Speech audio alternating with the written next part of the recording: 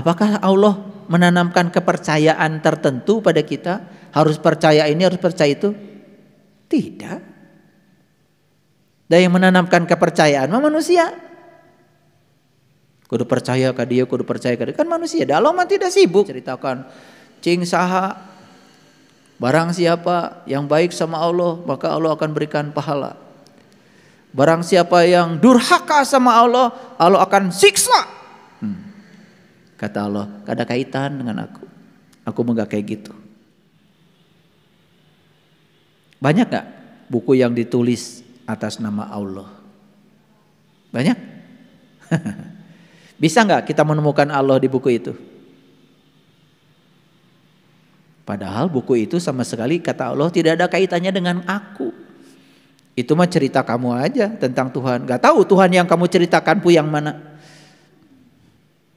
Semua persepsi kamu kok. Kamu juga gak kenal sama aku. Kita ini kan sering terjebak. Dengarkan kata-kata saya. Makanya memuja Tuhan yang paling tinggi adalah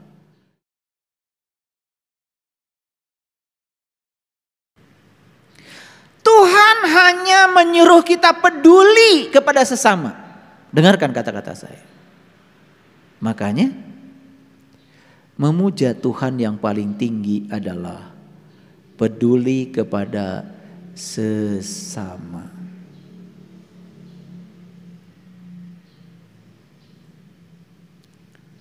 Apakah Allah menanamkan kepercayaan tertentu pada kita? Harus percaya ini, harus percaya itu? Tidak. Dan yang menanamkan kepercayaan manusia. Kudu percaya ke dia, kudu percaya ke dia. Kan manusia, Allah mah tidak sibuk. Rek percaya, rek ente, aku mah maneh we cek Allah. Cuman ada tanggungan. Betul enggak? Ada tanggungan. Ada pilihan. Mau percaya, tidak percaya, ya terserah. Allah mah tidak pernah memaksa.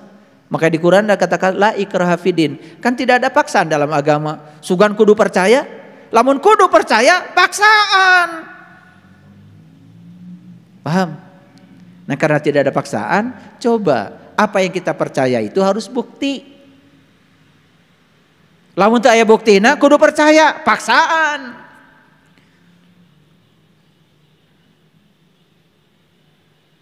Banyak gak buku yang ditulis atas nama Allah? Banyak? Bisa gak kita menemukan Allah di buku itu? Padahal buku itu sama sekali kata Allah tidak ada kaitannya dengan aku. Itu mah cerita kamu aja tentang Tuhan. Gak tahu Tuhan yang kamu ceritakan yang mana. Semua persepsi kamu kok. Kamu juga gak kenal sama aku. Kita ini kan sering terjebak pergi ke toko buku. Yang penting ada buku judulnya apa, ada cerita Allahnya lah di situ. Berdasarkan si pengarangnya. Si pengarangnya pun sebetulnya menyebut Allah, dia juga kata orang. Dia juga tidak tahu dan tidak kenal kepada Allah. Banyak kayak buku kayak gitu. Nah, kalau kita orang awam lihat buku itu, seakan-akan buku itu cerita tentang Allah. Padahal kata Allah, gak ada kaitan dengan aku. Karena semua yang digambarkan di situ tidak ada kaitannya dengan Allah. Misalkan di buku itu diceritakan, cing saha, barang siapa yang baik sama Allah, maka Allah akan berikan pahala. Barang siapa yang durhaka sama Allah, Allah akan siksa. Kata Allah, gak ada kaitan dengan aku. Aku mah gak kayak gitu. Eta mah cek maneh we nulis buku. Aku mah Tuhan yang Maha Cinta. Aku mencintai kalian semua. Agar kalian kembali kepadaku saat kamu melakukan keburukan, kamu belajar menanggung dari pilihanmu. Kan gitu? Agar kembali kepadaku ketika kamu melakukan kebaikan, kamu juga merasakan dampak dari kebaikan yang kamu lakukan. Semua hukum sebab akibat kamu rasakan sendiri. Keren gak? Keren. Gitu, ngaji mah. Kenulah. Rada panjang sedikit ngajinya. Jadi kalau kita ingin mendengar perkataan Allah di mana? Sederhana kok. Lihat perkataannya dalam sinar matahari pagi yang indah. Nih, lihat di luar. Sinar matahari indah nggak di luar? Sedang apa Allah? Sedang berbicara kepada kita lewat sinar matahari yang indah. Bisa menangkap pembicaraannya. Coba lihat saya semuanya. Begitu lihat sinar matahari, apa yang terbaik, yang terpikirkan oleh Bapak Ibu? Allah sedang berbicara apa? Dengan sinar matahari ini, aku tumbuhkan semua biji-bijian di bumi yang kamu tanam. Dengan sinar matahari ini aku bakar seluruh bunga agar mengeluarkan bunga-bunga yang indah. Dengan sinar matahari ini aku hidupkan bunga-bunga berwarna-warni. Tanpa ada sinar ini tidak ada kehidupan, kata Tuhan. Betul? Sedang bicara nggak Allah? Bisa nggak menangkap bahasanya? Kenapa tidak bisa menangkap? Karena tidak punya pengetahuan. Lihat sinar, sinar aja. Lihatlah perkataannya dalam sebagai bentangan alam yang tanpa batas. Coba malam-malam tengadahkan kepala kita ke ruang kosong tanpa batas. Dan kita tidak bisa melihat batas-batasnya sama sekali. Di situ kita mengatakan Allahu Akbar. Ruang tanpa batas ini sedang bicara kepada kita. Bicara apa? Bicara apa? Bicara bahwa aku tanpa batas, aku maha luas. Perlu bahasa tertentu gitu untuk bicara dengan Tuhan? Tidak. Lihatlah perkataannya dalam hembusan angin yang sejuk. Coba. Lagi diam seperti ini, sir, angin sejuk. Bisa menangkap perkataan Allah di situ? Bisa? Apa kata Allah? Kenapa ada angin? Kenapa ada angin? Apa sih angin itu? Angin adalah udara yang bergerak. Kenapa udara bisa bergerak? Udara bisa bergerak karena perbedaan tekanan udara. Udara bergerak dari yang tekanan tinggi ke tekanan rendah. Kenapa di bumi ini ada tempat tekanan udaranya tinggi, tekanan udaranya rendah? Kenapa? Oh, karena matahari menyinari tanah, menyinari laut. Tanah disinari, lambat menerima panas, lambat melepaskan panas. Air cepat menerima panas, cepat melepaskan panas. Sinar mataharinya sama satu, tapi menyinari tanah dengan air, sifatnya jadi berbeda. Terjadi perbedaan suhu. Perbedaan suhu menimbulkan perbedaan tekanan. Terus ngomong kita, Allah sedang bicara kepada kita. Jadi dari semilir angin saja kita bisa lihat bagaimana af'alnya Allah luar biasa. Kalau tidak ada matahari, tidak ada yang namanya angin. Karena untuk adanya angin harus ada udara yang bergerak. Udara yang bergerak karena ada matahari. Pengetahuan bukan? Kita menemukan kebenaran di situ karena kita punya pengetahuan. Kalau enggak, ya sudah. Aneh aja. Nunggu malam Lailatul Qadar, nunggu angin berdiam katanya. Kumaha? Angin sendiri udara yang bergerak. Angin di mana yang diam? Di alam semesta tidak akan pernah ada angin yang diam. Angin sendiri artinya udara yang bergerak. Makanya ada angin darat, angin laut. Lihat nelayan, mereka pergi siang hari, malam hari. Penting. Kenapa? Karena malam udara bergerak dari darat ke laut. Siang nelayan balik. Karena siang udara bergerak dari laut ke darat. Gimana itu udara bisa bolak-balik? Itu yang disebut dengan peristiwa konveksi. Jadi udara tuh berputar ke atas tuh ke bawah. Bukan bolak-balik di sini, bukan garis, ke atas. Kenapa bisa ke atas? Karena ada perbedaan tekanan atmosfer. Lebih jauh lagi kalau saya kuliah ini gak selesai sampai sore. Hanya cerita angin saja. Nah itulah ketika angin menerpa aja kita bisa berbicara dengan Allah. Lihat perkataannya dalam hembusan angin yang sejuk. Lihat perkataannya dalam keindahan keheningan yang damai. Dengarkan perkataannya dalam gemerisik daun. Dengarkan perkataannya dalam gemericik air yang mendamaikan. Air di rumah saya gemericik terus. Saya senang dengar itu. Karena saya mendengar perkataan dia. Kenapa kok air bisa berbunyi? Coba, pernah berpikir? Loh, kalian nggak pernah mikir. Nah, air itu bisa disada.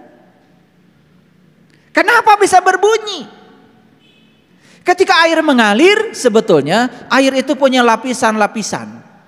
Satu lapisan dengan lapisan lain bergesekan. Karena akibat bergesekan satu lapisan dengan lapisan yang lain, timbullah bunyi itu. Itu yang disebut dengan viskositas. Belajar sains enggak, belajar agama enggak. Besok-besok sudah jadi penceramah merasa paling benar sendiri. Mulai ya menawar-nawarkan surga, menakut-nakuti neraka kemana-mana.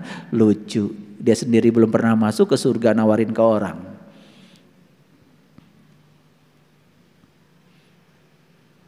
Yang kayak gitu kan banyak ya yang suka. Lihatlah perkataannya dalam cahaya mata teman-teman kita. Ayo lihat saya semuanya. Begitu ketemu teman kita, bisa nggak melihat perkataan dari cahaya yang terpancar dari teman kita itu? Saya menangkap kesedihan dari teman kita ini. Jangan-jangan gak punya ongkos. Gak usah ditanya. Buka duit tuh. Rek mere nanya heula. Rek mere mah merewe. Begitu ketemu berkaca-kaca, cahaya tuh datang dari matanya. Ada bahasa itu. Bahasa sih, itu bahasa Allah. Cek Allah teh tulungan sih ya karunya. Bisa gak menangkap bahasa Tuhan dari pandangan orang-orang yang bertemu dengan kita? Itulah. Semuanya menjadi tidak tertangkap. Sibuk mencari Tuhan yang gaib. Yang nyata kita abaikan. Padahal Allah udah bilang, Inna rabbaka ahata binas. Sesungguhnya Tuhanmu meliputi segala manusia. Tuhan ada di sini, di sini, di sini, di sini. Dia berbicara. Masa tidak bisa menangkap kesusahan orang ketika ketemu dengan kita? Masa tidak bisa menangkap? Siapa yang sedang berbicara? Bukan dia, Allah. Cuman bilang kata Allah, aku sudah titipkan rezeki kepada kamu. Tolong dong bantu ini. Begitu kita bantu dia, itulah memuja Allah yang sebenarnya.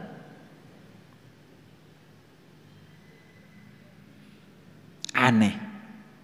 Di masjid Allah dipuja, dipuji.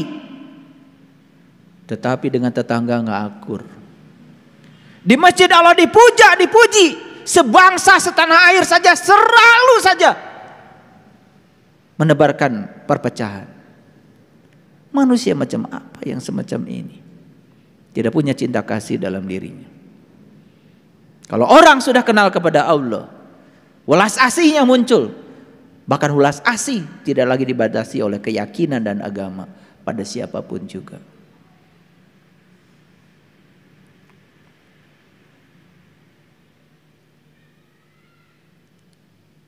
Coba lihat anak-anak kita. Ajak ngobrol sekali-kali. Tatap matanya. Allah akan berbicara lewat matanya anak kita. Mungkin saja anak-anak kita saking hormatnya kepada kita, ada sesuatu tak terkatakan, tetapi bahasa mata di dalam dirinya bisa kita tangkap. Betul? Masa udah lama kita punya anak gak kenal-kenal sama anak kita. Udah lama kita punya pasangan hidup gak kenal-kenal sama pasangan hidup kita. Pengennya apa masa tidak tertangkap? Kan pesannya sederhana, karena kita harus peduli pada mereka. Sekali lagi para sahabat, Tuhan Allah tidak akan pernah ditemukan di buku tentang Allah. Kalian pergi ke toko buku mencari buku tentang Tuhan, dan kalian mengatakan mencari Tuhan, Tuhan yang dicari ada pada seorang pencari. Kita pergi ke toko buku mencari buku tentang Tuhan. Tuhan sendiri ada pada diri kita yang mencari. Tidak ada di buku itu. Dibaca berlembar-lembar. Kamu hanya mendapatkan informasi tentang Tuhan hanya berdasarkan persepsi si penulis buku itu. Tuhan tidak bisa diterangkan, Tuhan tidak bisa dijelaskan.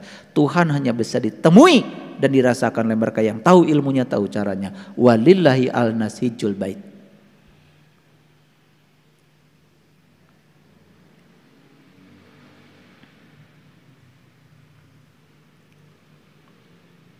Sekali lagi, jawab pertanyaan saya.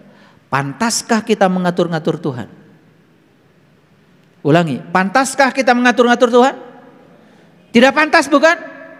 Stop mengaturnya. Berserah diri aja kepada Allah. Mengatur-ngatur Tuhan sama saja dengan menganggap seakan-akan Tuhan tidak tahu apa yang harus Tuhan lakukan. Mengatur-ngatur Tuhan sama saja dengan berusaha mengajari Tuhan untuk menunaikan tugasnya sesuai dengan kemauan kita. Berhentilah ketakutan dan menyebarkan rasa takut kepada Tuhan. Karena Tuhan rasa cinta yang murni tanpa batas. Karena Tuhan adalah maha segalanya.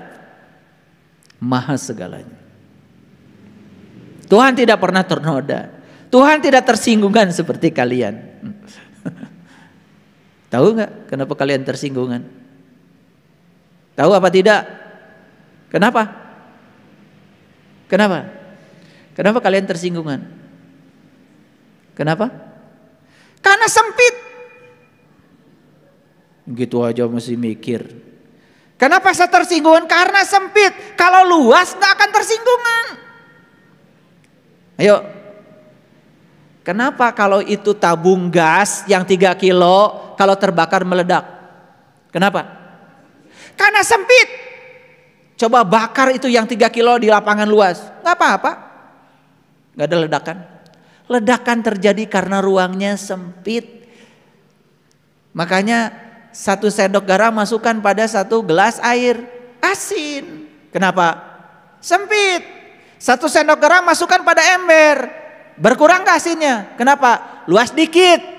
1 sendok garam masukkan ke kolam renang. Berenang, dikocok-kocok sambil berenang. Gak kerasa. Gak kerasa sama sekali. Kenapa? Itu kolam renang baru luas. Tuhan maha luas melampaui kolam renang. Bagaimana Tuhan bisa terasinkan oleh kita? Bagaimana Tuhan bisa terkotori oleh kita? Makanya Tuhan itu tidak akan pernah ya tersinggungan. Kamu durhaka sama aku azab. Tersinggungan dong Tuhan. Mau emang punya Tuhan kayak gitu? Rambutmu keluar 1 lembar, aku bakar kamu di neraka. Wih. Berhenti kalian menyebarkan rasa takut tentang Tuhan yang semacam itu. Kacau balau itu. Apakah Tuhan pernah mengkritik kita? Apakah Tuhan menuduh kita? Apakah Tuhan marah-marah kepada kita?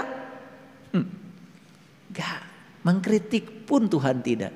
Biarkan aja. Silahkan, bebas. Semua ada pada kamu. Cuma Tuhan, aku ajarkan kamu untuk bertanggung jawab pada semua pilihanmu. Gak pernah dikritik kita. Karena yang mengkritik itu kan biasanya yang merasa dirinya paling benar. Dan hebatnya Tuhan yang maha benar tidak pernah mengatakan dirinya paling benar. Itu Tuhan begitu. Cuma Tuhan bilang, berhentilah melakukan kesalahan dan menganiaya makhluk lain. Dan setelah menganiaya makhluk lain, kau minta ampun kepadaku. Besok menganiaya lagi, datang lagi minta ampun. Berhenti kayak gitu kata Tuhan. Tuhan cuma mau begitu aja. Kalian habis nyakitin tetangga, Tuhan minta ampun tadi nyakitin tetangga. Besok gitu lagi.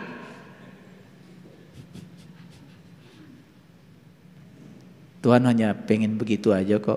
Berhenti kamu melakukan kesalahan, menganiaya makhluk lain, nyakitin orang lain, berhenti. Peduli daripada orang lain. Kalau kamu membahagiakan makhluk lain, kamu membahagiakan aku. Kan sering saya ulang-ulang diskusinya kan. Nabi Musa kan ditegur sama Tuhan. Kenapa Musa ketika aku sakit tidak menjenguk aku?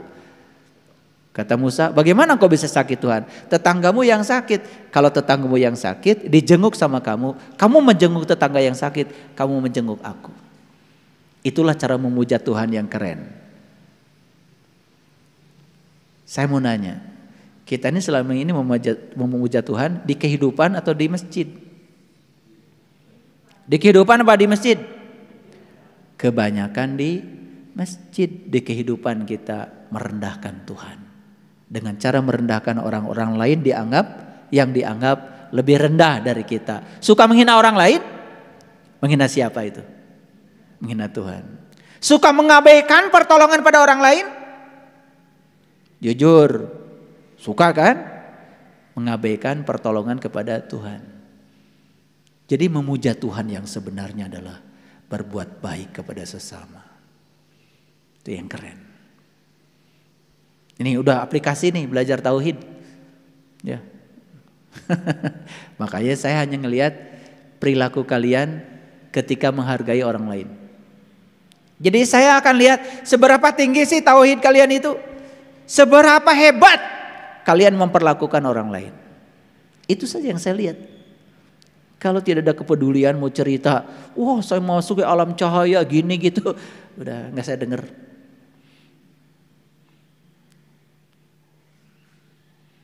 Menyumbang aja ngitungnya setengah mati.